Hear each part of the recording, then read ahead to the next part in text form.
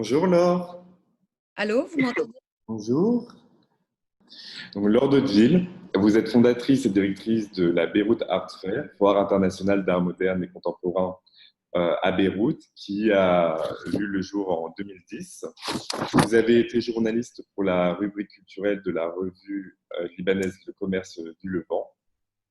Et en 1998, vous avez créé Artuel, la Oui, foire internationale d'art moderne et contemporain de la région au Moyen-Orient. exactement. Et donc pour cette conversation avec vous, nous allons discuter de votre projet de la Beyrouth Art Fair et de son impact sur la scène artistique libanaise. D'accord. En fait, il y a toujours eu une scène artistique libanaise depuis toujours. Les grands artistes sont toujours venus au Liban bien avant la guerre, la grande guerre de 76. Le Liban a toujours été un pays qui a toujours attiré les artistes et les personnalités internationales. Les artistes aimaient beaucoup le Liban. Je pense par exemple à un artiste français qui est presque devenu libanais tellement il a habité de nombreuses années au Liban, qui est Georges Cyr, qui lui aimait énormément peindre au Liban par la lumière. Et tous les artistes étrangers que j'ai rencontrés et qui sont venus au Liban ont toujours été fascinés par la lumière. Oui. Ensuite, dans chaque famille libanaise, et je vous parle de l'histoire du Liban, il y a toujours eu des collectionneurs ou des amateurs d'art qui achetaient de l'art. Il y a toujours eu aussi des maisons de vente bien avant qu'on entende parler de Christie, Sotheby's ou Bonhams. Donc le Liban a toujours été un pays très, très riche en matière d'art, mais tout art confondu au niveau de la musique, au niveau de la littérature, au niveau des designers, au niveau des artistes. Ça a toujours été un pays qui était très très fort justement en création artistique. Donc effectivement, j'ai monté la première foire en fait internationale d'art contemporain de tout le Moyen-Orient et de l'Asie, en fait, de toute cette zone géographique. En 1998, à l'époque, il y avait déjà une cinquantaine de galeries. Le monde de l'art était vraiment en train de naître dans cette région, dans cette partie du monde, et ça ne pouvait se passer qu'à Beyrouth, parce que Beyrouth a toujours été un pays qui a reçu de nombreux étrangers, d'artistes, de galeries, etc. À l'époque, déjà, Naïla Kétané de la Galerie Tanit m'avait donné un coup de main pour respecter les règles des foires internationales. Et petit à petit, Artuel a grandi et est devenue une foire, je ne dirais pas importante, mais une foire qui compte, puisqu'il n'y avait pas d'autres foires à ce moment-là. Malheureusement, j'ai dû arrêter en 2005. Vous voyez comme quoi l'histoire se répète finalement, puisqu'il y a eu l'assassinat du Premier ministre Rafik Hariri. Il était hors de... À ce moment-là, le pays était dans un état de profond stress, de déprime, sachant que le Premier ministre avait à l'époque lancé la reconstruction du Liban. Donc tout le monde s'attendait à voir un Liban qui, ça y est, allait s'en sortir, etc. Donc j'ai dû stopper en 2005 cette petite foire qui était sympathique. Je me rappelle quand même, comme galerie à l'époque, j'avais quand même réussi à avoir Sami Kinch. Je vais parler des galeries internationales. J'avais eu la galerie Sami Kinch qui exposait Victor Brauner. J'avais eu la galerie Sfer Semler, André Sfer, qui avait présenté Les villes brûlées de Anne et Patrick Poirier. Il y avait Naïla Kétané qui était là aussi avec ses artistes de Munich. Elle n'avait pas encore sa galerie à ce moment-là. Il y a eu également Emmanuel Perrotin qui est venu, qui avait lancé un photographe d'origine libanaise dans cette foire, etc. Donc c'est pour vous dire déjà, la région était précurseur de quelque chose. Oui. 2005, on arrête tout. Et là, je rentre à Paris, je rejoins les équipes. Pardon, Allez-y. je vais vous couper. Juste, quel était l'intérêt pour ces galeries internationales, notamment la galerie Perrotin, de venir exposer à Beyrouth? La curiosité, Ouais. premièrement. Et deuxièmement, ces galeries ont toujours eu des collectionneurs libanais qui viennent chez eux. Aussi bien des Libanais de la diaspora que des Libanais du Liban. Oui, Donc pour une galerie comme Emmanuel Perrotin, venir à Beyrouth, je pense que c'était rencontrer ces collectionneurs libanais sur place d'accord. et pouvoir se rendre compte de comment était la scène, comment fonctionnaient les choses. Bon, à l'époque, c'était peut-être un peu trop tôt parce que j'étais pas encore, la foire n'était pas encore bien rodée, mais en tout cas, c'était intéressant de voir une galerie comme lui s'intéresser au marché libanais. Après, il a continué à travailler avec le Liban, mais par l'intermédiaire d'autres collectionneurs qui sont au Liban toujours. D'accord. Et donc, 2005, vous quittez le Liban. 2005, je quitte le Liban, mais sans jamais vraiment le quitter, c'est-à-dire que j'ai toujours été tous les mois à Beyrouth. Et je rejoins l'équipe de Art Paris qui me demande comme mission d'exporter la marque et la foire Art Paris dans les pays du Golfe. D'accord. Donc là, je pars à Abu Dhabi pour une mission d'une semaine et je reviens avec une promesse du cher Mohammed Ben Zayed Al Nahyan, qui est le Crown Prince d'Abu Dhabi, enfin des Émirats, et avec la volonté et qui nous donne la possibilité d'organiser Art Paris Abu Dhabi. Donc on a été, enfin je peux dire aussi que j'ai été précurseur aussi aux Émirats et 3 années plus tard, le gouvernement a repris la foire et l'a baptisée Abu Dhabi Art Fair et cette foire continue. Mais toutes les galeries que j'ai interrogées depuis et qui ont été avec moi dès le départ m'ont toujours dit que les premières années de la foire d'Abu Dhabi étaient magiques. Et c'est vrai, c'était tout nouveau pour les Émiratis. Les expatriés étaient heureux d'avoir une foire. C'était un rendez-vous vraiment sympa. C'était génial. Je me dis, bon, quand même, la culture, c'est beaucoup plus facile de travailler avec le Liban. Le Liban, ça y est, était en train de se remettre des événements de 2005. Et là, je décide de remonter la foire de Beyrouth, donc de remonter Artuel, mais de la baptiser Beyrouth Art Fair et de devenir le point de rendez-vous entre l'Occident et l'Asie du Sud-Est. Parce qu'en même temps, vous aviez donc les foires qui étaient en marche aussi donc en Asie du Sud-Est, c'est ça? 2014, ça a été un peu plus tard, j'ai créé la foire de Singapour, D'accord. justement, mais on pourra en reparler ensuite pour vous expliquer pourquoi Singapour, c'était pas olé olé, quoi. Il y a eu vraiment quelque chose. Donc voilà, Beyrouth Art Fair, la première année, c'était en juillet 2010. On a eu 3500 visiteurs en 2 jours. Là, je l'avais fait en 2 jours sous forme d'un buzz. Et l'année dernière, nous avons fêté les 10 ans de Beyrouth Art Fair qui ont duré 5 jours. Les 10 ans où nous avons enregistré donc 36 000 entrées avec des groupes de collectionneurs qui sont venus du monde entier, des groupes d'amis des musées. Je pense notamment au Centre Georges Pompidou, au Palais de Tokyo, les amis du musée du Luxembourg, les amis du musée de Barcelone, les amis du musée d'art contemporain du Brésil, de Sao Paulo. On a eu vraiment des personnes de partout. On a dû réserver, sans compter bien entendu, un programme de visite à travers le pays, Oui. parce que pour certains, on a mêlé tout aussi bien l'art contemporain, l'histoire que l'archéologie.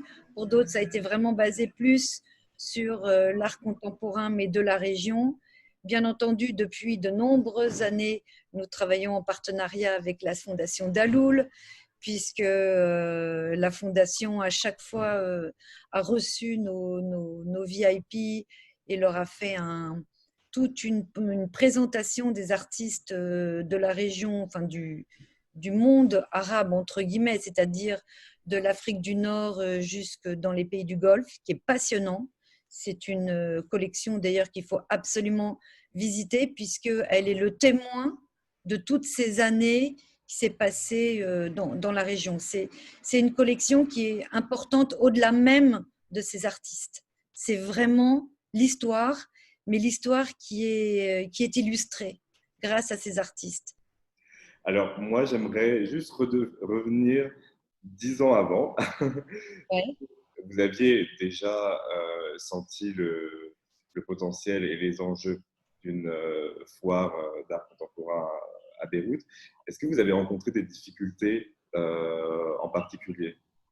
Donc des difficultés, oui, mais comme tous les organisateurs de foires. Oui, C'est-à-dire il faut trouver le lieu d'abord. Donc pour moi, le Seaside, anciennement Biel, était l'idéal parce qu'il est au centre-ville. Donc à la limite, il y a même des gens qui allaient à pied, c'est pour vous dire. oui. Donc pour moi, c'était logique. Le cadre, enfin la mer, etc., est agréable. Il faut trouver les bons partenaires pour construire les cloisons qu'on voit sur la photo. Il faut trouver à ce niveau-là, oui, c'est difficile. Est-ce que si on compare donc et si on peut comparer les foires donc, de la région du Moyen-Orient, que ce soit à Dubaï ou à Abu Dhabi, est-ce que, encore une fois, la Beyrouth Art Fair a sa spécificité? Ouais, Oui. la liberté d'expression. C'est-à-dire que nous avons présenté à Beyrouth Art Fair des œuvres qui n'auraient jamais pu être présentées dans d'autres pays de la région. On a donné aussi, on a eu des conférences passionnantes qu'on n'aurait pas pu donner dans d'autres pays. C'est la liberté d'expression. Les artistes peuvent s'exprimer librement. La seule chose à laquelle on ne touche pas au Liban, c'est la religion. Mais autrement, les artistes n'ont pas de problème pour s'exprimer eux-mêmes et même critiquer. Donc, revendiquer. Et au niveau de la sélection de vos galeries, est-ce que vous suivez une certaine démarche ou, Oui, on a chaque année un comité de sélection. En fait, tous les 3 ans, on change de comité de sélection. Donc, chaque galerie présente un dossier, comme dans toutes les foires. Et ensuite, ce dossier est envoyé au comité de sélection qui décide si oui ou non la galerie est éligible pour exposer à Beyrouth Art Fair. Donc, c'est déjà au niveau de la galerie qui elle est, ce qu'elle a fait, quel est son programme pendant les 3 dernières années, mais c'est aussi quelle est sa sélection artistique et son propos pour exposer à la Foire de Beyrouth. Et donc, du coup, vous parliez de cette liberté d'expression. Est-ce que vous pouvez nous donner quelques exemples de thèmes qui sont abordés par les artistes? Bah, par exemple, je parlerai d'une exposition que nous avions faite avec, d'ailleurs, Bassel Daloul nous a prêté beaucoup d'œuvres, qui s'appelait Uruba en arabe, qui veut dire en français l'arabité. En fait, le thème de l'expo, c'était qu'est-ce que c'est que le monde arabe et que signifie être arabe.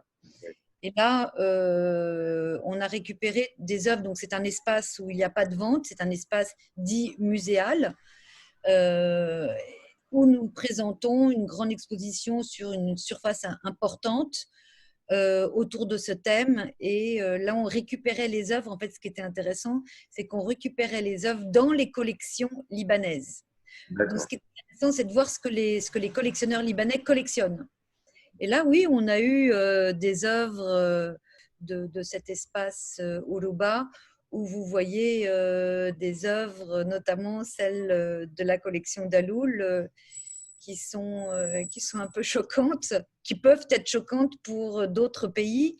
Et les Occidentaux ont ri quand ils ont vu cette sélection, ils se sont dit waouh, les Libanais ont de l'humour. Et c'est vrai, les Libanais ont de l'humour.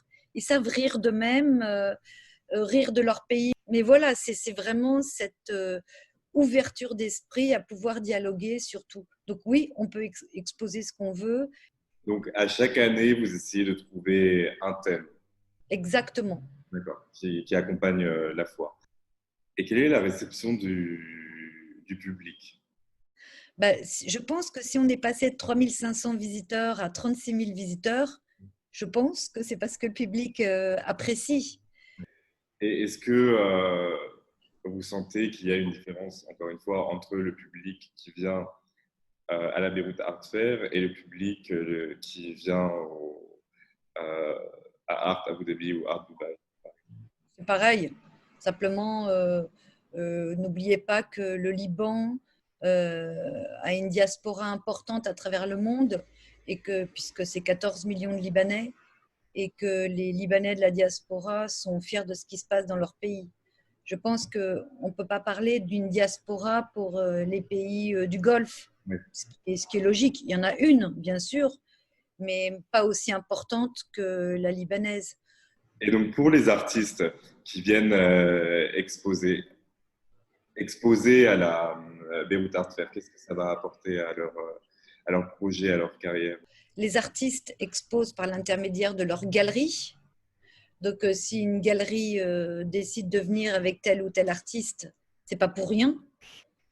Les galeries aussi sont très, comme je le disais tout à l'heure, sont sensibilisées parce qu'elles ont toute une clientèle libanaise. C'est pour ça d'ailleurs qu'elles ont eu envie de venir au Liban aussi. Et elles ont envie de comprendre le Liban, comprendre ce qui s'y passe, comprendre ce dynamisme, cette énergie qu'il y a au Liban, pour justement ensuite pouvoir mieux comprendre aussi leurs collectionneurs et mieux savoir comment les approcher. Pour un artiste exposé à Beyrouth Art Fair, c'est intéressant aussi qu'il puisse se confronter à un public libanais et qu'il voit en fait que le Liban est peut-être comme un pays en Occident, mais avec une culture forte, avec une ouverture d'esprit, avec un accueil qu'on ne trouvera pas dans d'autres pays. Et donc, pour ce qui se passe à Singapour. Alors, dans le cadre de Beyrouth Art Fair, en fait, le positionnement était entre l'Est et l'Ouest, quand on parle du Liban.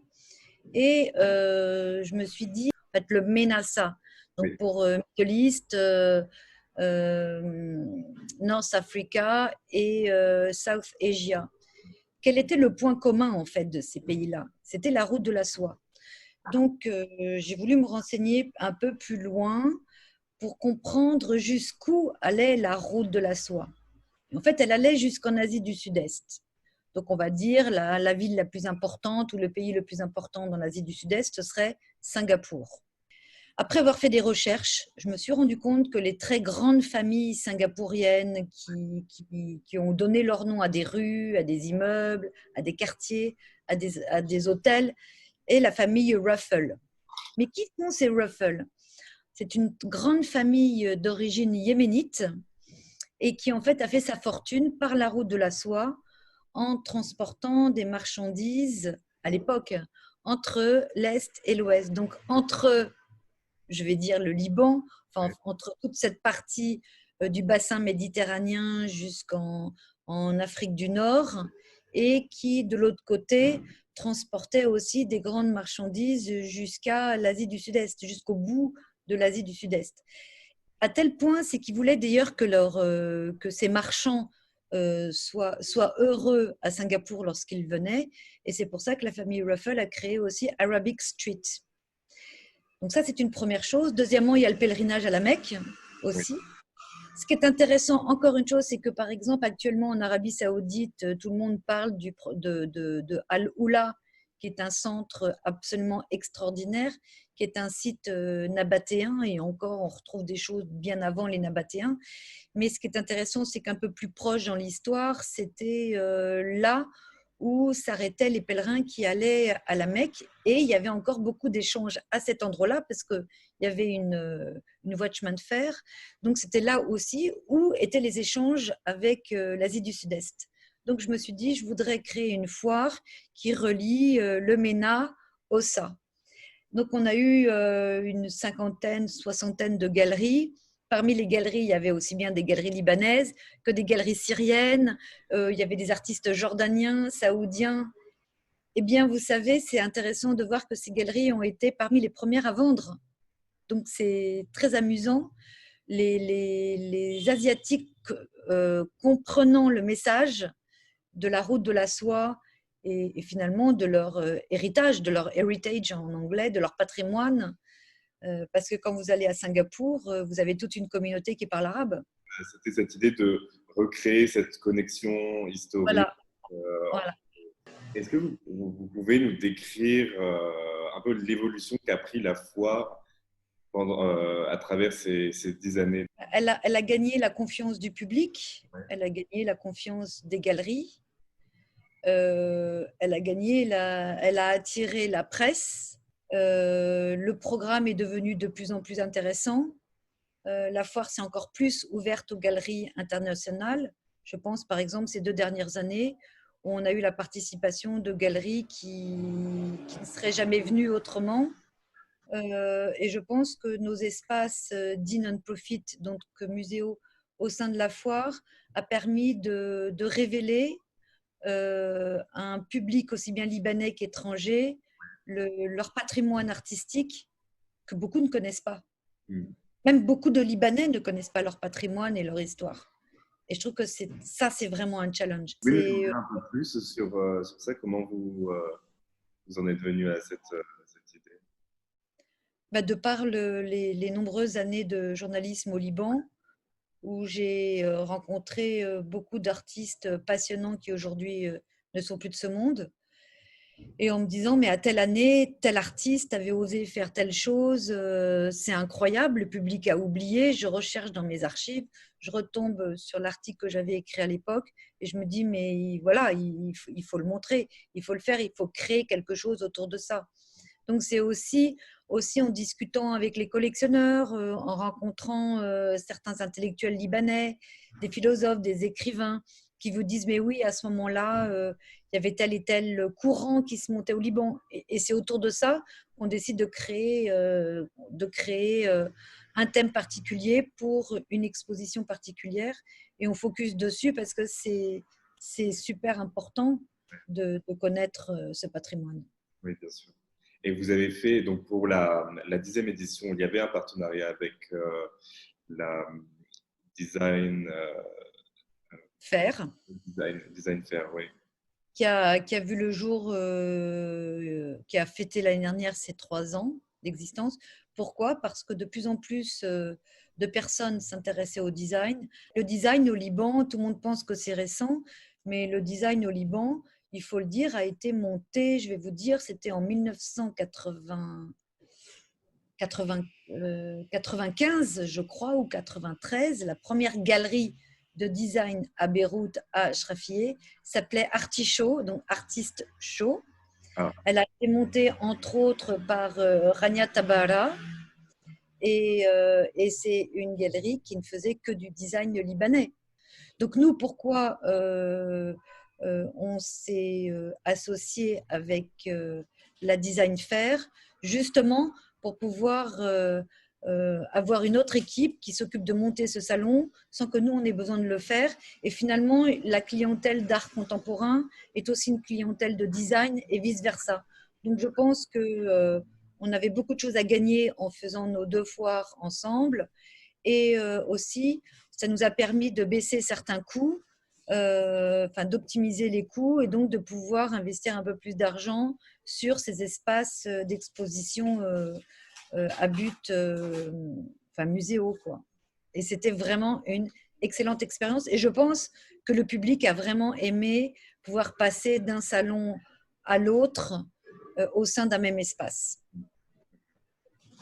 Et donc, ma dernière question sera, suite à une année de grande difficulté pour le Liban, comment vous envisagez l'avenir de la Beyrout Art Fair, et notamment donc, cette année, en plus de la crise sanitaire qui a... Alors, comme vous pouvez vous en rendre compte, Beyrouth Art Fair est là, ou Beyrouth Art Week, là vous montrez une sculpture. Aujourd'hui, il est hors de question de faire une foire à Beyrouth. Je pense ni cette année, ni l'année prochaine, et difficilement l'année d'après. On ne sait pas ce qui va se passer réellement. Et je pense que Beyrouth Art Fair, à l'image de sa diaspora, pourrait être international. Finalement, on a toujours parlé de Beyrouth Art Fair à Beyrouth, au Liban. Je ne parle pas de faire Beyrouth Art Fair dans d'autres pays. En revanche, j'ai monté une plateforme qui s'appelle MIP, M-E-A-P, pour Middle Eastern Art Platform, et qui est une plateforme qui va monter des petites expos comme des pop-up Ouais. droite et à gauche à travers le monde, là où ce sera possible, pour continuer cette mission de rendre hommage aux artistes libanais, mais aussi artistes de la région, car il est important d'avoir un tout, vous voyez.